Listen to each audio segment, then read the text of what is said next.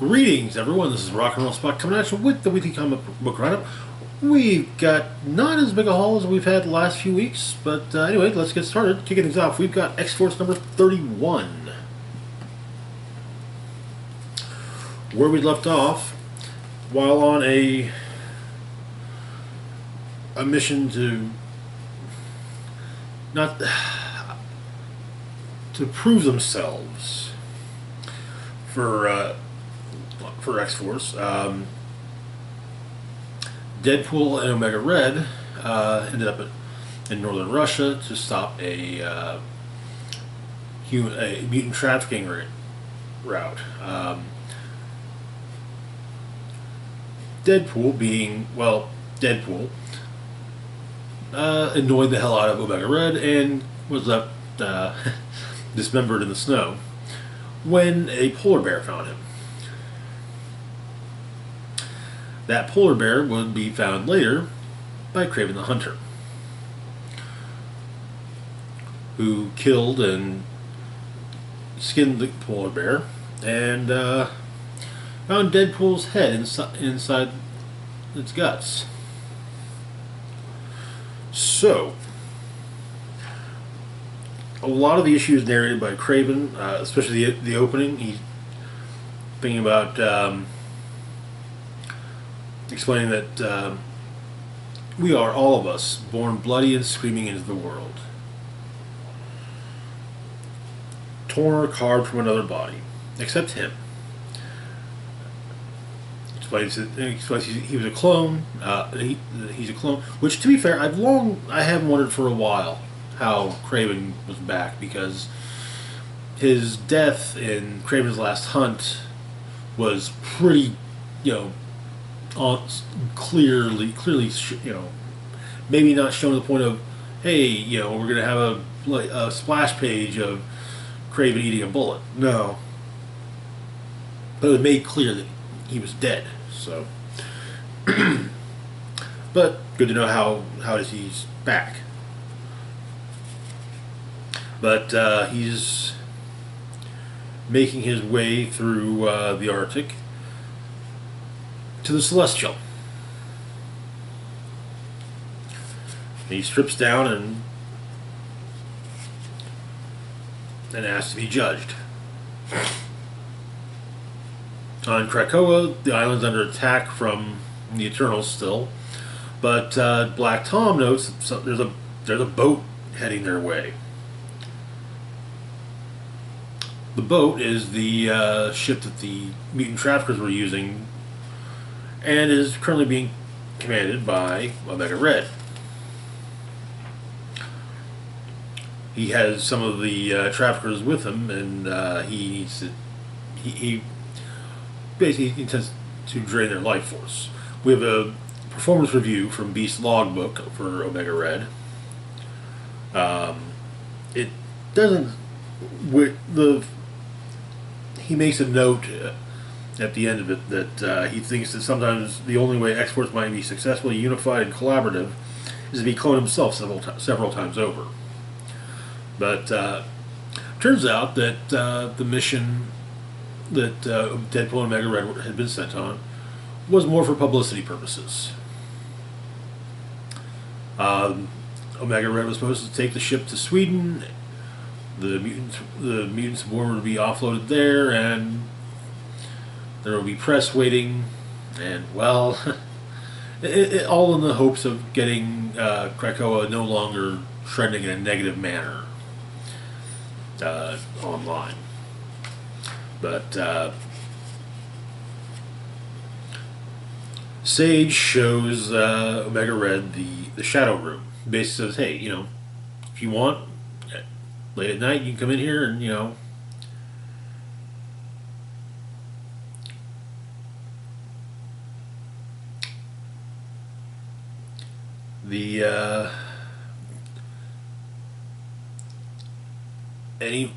anyone where he wants to go, anyone he wants to kill, just let her know and she'll set it up. She'll be kind of it's hinted that she'll be watching, not to monitor, just So it's kind of to say, okay, yeah, so that he can be let out. And he even says, hey, I'm gonna do some messed up stuff, and she holds up her flask saying that this helps her forget. Back at Craven's hunting lodge, he's preparing for a hunt, but he hears a noise. He's since mounted the polar bear head with Deadpool's head in it. Can't figure out the noises, but he gets back to his research. But he explains he studies maps and surveys. The idea being that when he knows the water sources and weather patterns, topography and vegetation, he knows where the animals will likely breed and sleep and eat and hide and escape if wounded. He also studies the anatomy of his prey as if it were geography of its own, with strengths and vulnerabilities. But Deadpool's hand gets out of Deadpool's severed hand gets out from where Kraven's had it bundled up, and it makes its way up to Deadpool's body. Apparently, Deadpool needs his nose picked, and then after doing that, the hand basically pulls the trophy off the wall. And Deadpool reforms himself and basically says to Kraven not to mess with X-Force. Beast and Sage talk at the Green Lagoon. To a point, part of it is Beast trying to say that maybe Sage should cut back on the booze.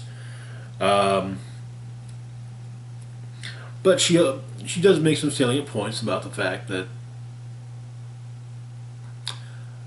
Beast is starting to see things more through his scarred eye than his unscarred eye.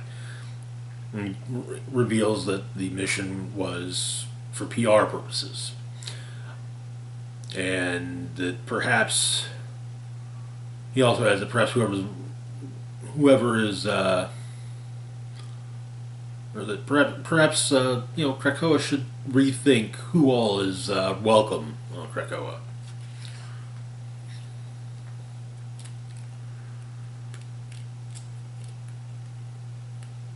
But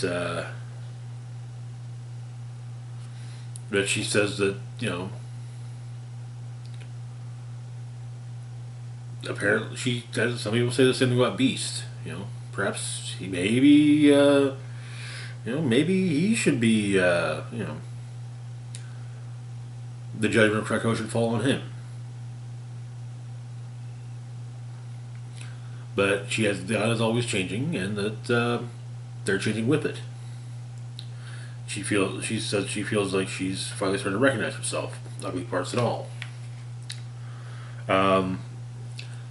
There's a quote from Colossus that to Beast about. Maybe he should keep his sentiments about the recently arrived Russian mutants to himself, unless he wants a rather unwelcome visit from Colossus. Kraven questions Deadpool, and on his. And once again dismembers him, putting his head on a spear as he walks in order to walk through a gate. And that is where the issue ends. Glad we're finally actually catching up. It's actually becoming a Day of Judgment Day tie-in, as opposed to just being out during the event. Moving on to our next book, though, we've got X-Men number 14, which also has a very nifty variant cover that I picked up. Russell Dodderman's trading card variant featuring magic. I gotta say, I love these trading card variants. I really do. In part because I have a lot of those actual trading cards. Admittedly, the trading card I have a. I don't even think Magic was in that set. But turns out that this is something I didn't notice on the other ones I have. The back cover is done up like the back of one of the trading cards. But anyway, X-Men number 14. So Judgment Day is very firmly a Judgment Day tie-in.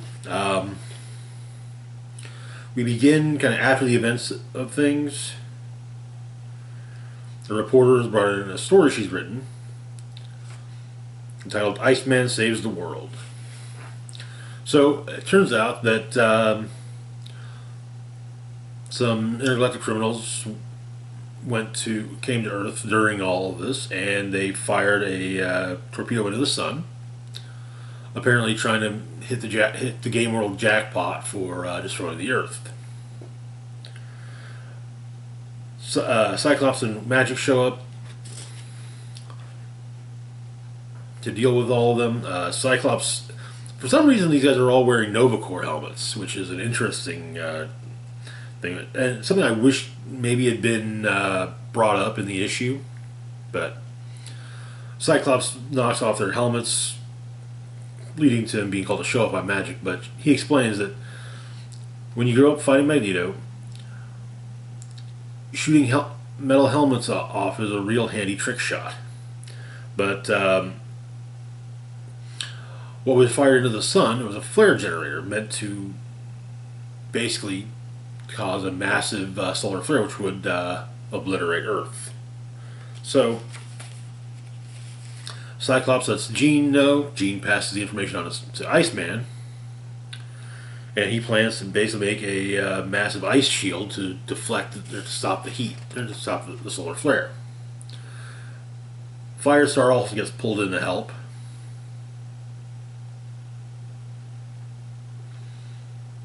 And Forge has run the numbers for everyone, giving Iceman an idea of how much ice he's going to have to make. Cyclops and Magic rescue the astronauts aboard the ISS, make sure that nothing happens to them, and they manage. The solar flare is stopped, with Jean, Sync, and Rogue also helping out, while the blocks of ice are being the falling blocks of ice are stopped by Firestar. But in the end, then Firestar arranges the landing, and upon landing in Chicago, right by the gate, the reporter from earlier stops Iceman to ask some questions. There are some excerpts from the interview. And the next day, she's taking it to her editor. Apparently, the editor wanted to omit the fact that Iceman's gay from the whole thing, but she kind of explained, no, that's part of who he is. So then Cyclops goes up to the Arctic. Luckily, doesn't run into Kraven. And in the hopes of basically say, okay, fine, this is celestial, okay, judge away. But as the celestial starts to speak, Cyclops cuts him off and explains that he will be judged, but he doesn't recognize the celestial's authority, and he requests a change of venue, adding that the only person alive who can judge him is his wife, Jean Grey.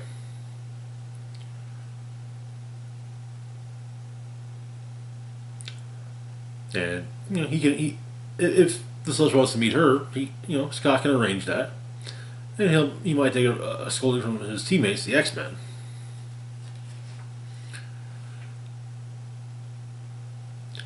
And the Celestial makes its judgment. Thumbs up. And that is where the issue ends. Very nice. There's been some chatter online over the last few days about the fact that Captain America was found wanting, while Cyclops was judged as yeah, in a positive manner. To be fair, I would say both were judged on different grounds. So, and the reasoning that was given for Captain America being judged being judged negatively makes sense, and also it makes for a good narrative point. Moving on to our next book, we've got Knights of X #5, wrapping up the series. Where we left off, the Knights were in Mercator.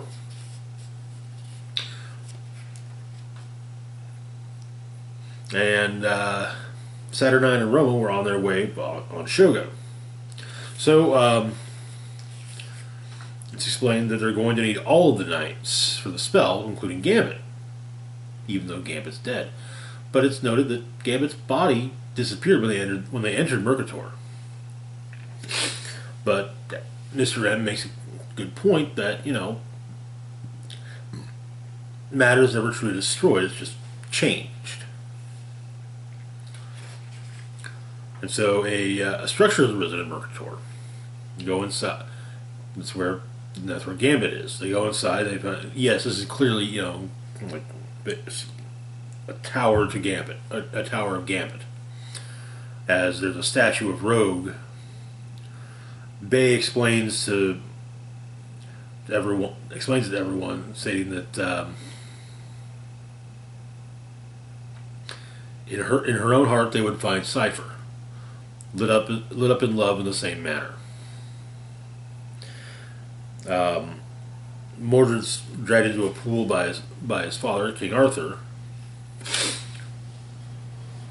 and the knights continue on, finding a hallway filled with statues. The statues are all kind of multiverse variants of Gambit. And Betsy suggests to Rachel that she chronoskim the variants, try and find. But they managed to find their Gambit. But then Rockslide shows up. Post-resurrection Rockslide. Apparently, it's a representation of Gambit's fear of being resurrected after his death in Otherworld.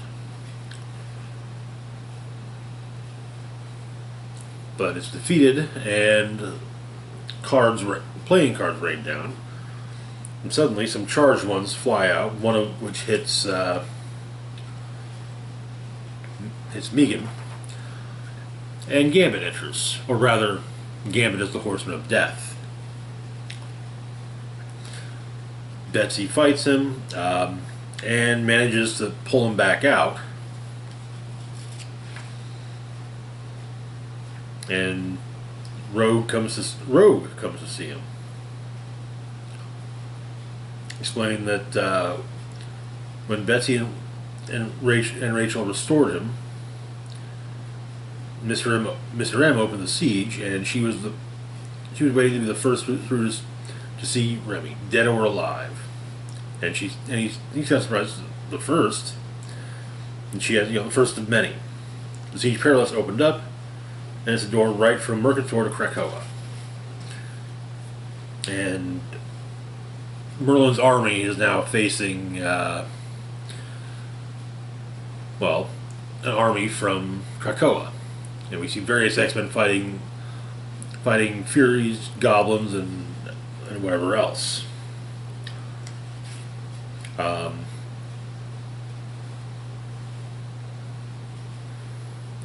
But Shogo's reunited with Jubilee.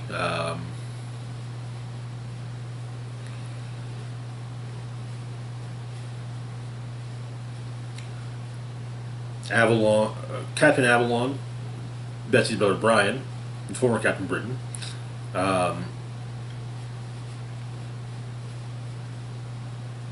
Starts talking with Mordred, and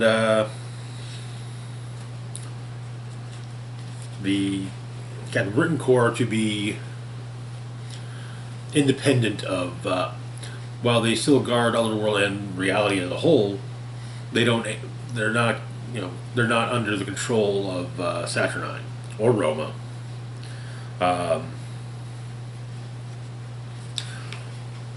And Merlin's executed, though he'll likely be back. And the Captain Britain Corps are led off by Betsy and Rachel. We get the hint that there's going to be a Captain Britain ongoing coming soon, as well as a map of Otherworld. In Murgatroyd, there's a permanent Krakoa. There's Fort Krakoa. There's a permanent Krakoan installation in the realm. But that is where the series ends. I have to admit, I wasn't the biggest fan of the Excalibur run preceding Knights of X. I enjoyed it, but I'm not. It didn't feel like an X-Men book, as I've stated before. It felt more in line with Excalibur from the late '80s, early '90s, when they were it was more X-Men.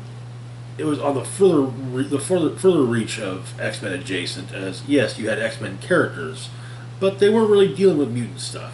They were dealing with magic stuff, which is usually not in the purview of the X-Men, but hey, that's kind of changing. But I really enjoyed Knights of X. It was a good book. But anyway, moving on to our next book, we've got Gambit number 2. Where we left off, a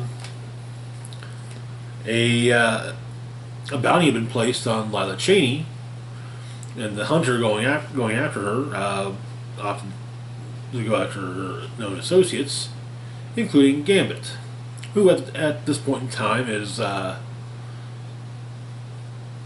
hanging out with a de-aged Storm, who most recently fought the Shadow King and won. Anyway, they've got a car, and the car ends up getting wrecked. They crash into the Mississippi, and Roro hits her head on the windshield, shattering it. A woman dives in and saves Storm, since she's pinned in the car, and Remy has to charge up and use a card to free her, and that allowed her to slip out of his grip. Turns out the young woman's mother is a doctor. She runs a clinic out of their home, but Aurora's having vision, so to speak, of an ancestor of hers, a Shake. But for the next few days, or sort of recovering, Gambit talks with their host Marissa. They go back to the river to get to the wreck of the car and get everything out of it, when a local businessman who's trying to buy Marissa's house comes upon them. But Gambit, charging up a bunch of playing cards kind of changes their mind. Storm is training with the Shake more and more. In her mind, basically.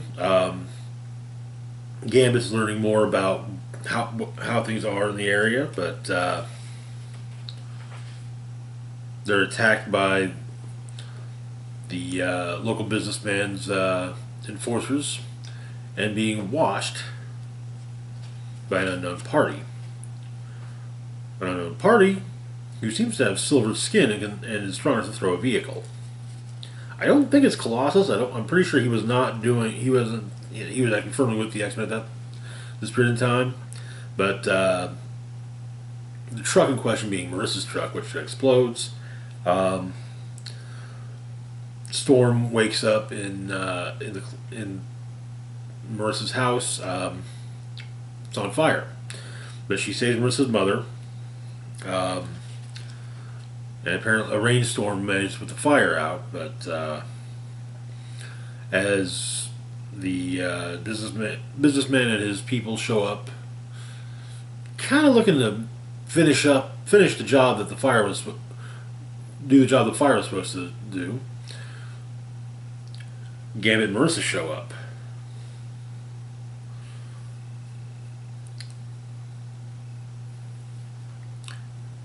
And that is where the issue ends. Gambit miniseries is definitely turning out, starting off strong and rather interesting. Should be interesting to see how the whole thing plays out. And now, moving on to our last book for the moment, we've got Deadpool, Bad Blood, number 4. Wrapping up the Rob Liefeld miniseries. Where we left off, Deadpool had discovered the true identity of his mysterious nemesis Thumper. It was in fact his best friend from when he was in school. But Domino's going after the two of them.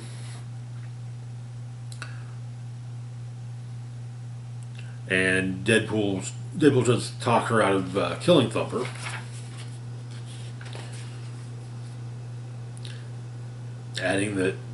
Telling Domino exactly who Thumper is. But Kane shows up, shoots Domino a few times.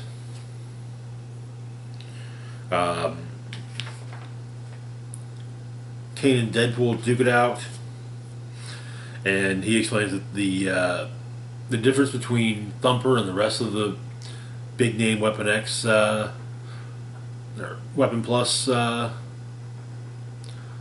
weapons. Miles wanted to do it, volunteered.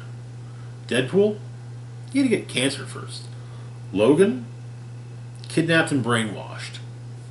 Kane had to have his arms blown off. I think he also had his legs blown off too. But we also kind of get the idea of just how cybernetic Kane's body is. His upper torso apparently has rockets in it. In the event of it being separated from the lower half of his body. But they told him. But apparently they told Miles everything. They basically showed Miles Deadpool's greatest hits and like, I want to be just like that. And so, Deadpool was his first target and he failed, and so that's why every time he gets sent out, he goes after Deadpool. But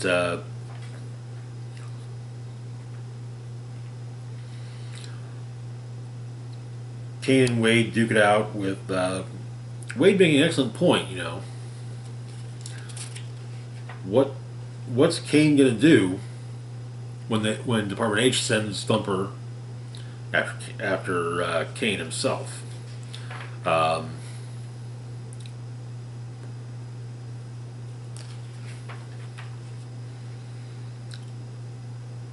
Deadpool uses up all of his ammo trying to shoot up Thumper's helmet, and ends up not at least knocking it somewhat loose. And Miles takes it off, and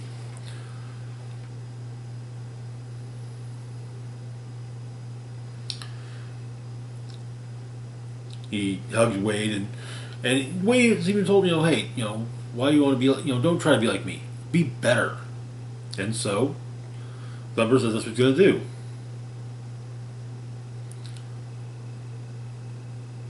And Thumper triggers a self-destruct sequence.